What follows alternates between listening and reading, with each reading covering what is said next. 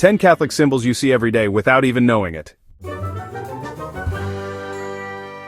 Ever notice these shapes and designs everywhere but never realize they're Catholic? Let's start with the fish symbol you've probably seen on the back of cars, the ichthys. Early Christians used it as a secret sign to identify each other under Roman persecution. Today it's a quiet witness that says, "I follow Jesus."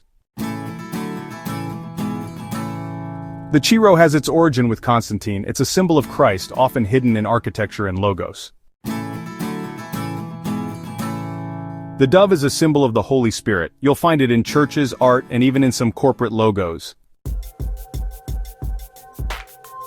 So, for our next symbol, let's take a look at its description, a bit of its history, and how it shows up in the world today.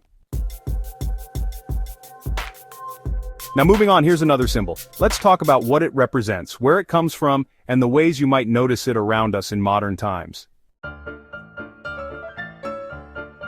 Alright, so let's dive into symbol 6. This one's got a pretty fascinating background. Its origins actually go way back, and over the years, it's picked up a bunch of different meanings. Today you can spot it in all sorts of places, like, public spaces, art, and even some modern architecture. It's kind of amazing how a single symbol can carry so much history and still feel relevant now.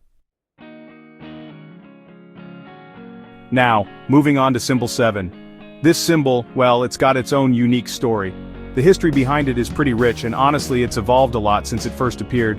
These days, you'll notice it showing up in public places, in artwork, and even in the designs of some buildings. It's just wild to think about how these old symbols keep popping up in our everyday lives.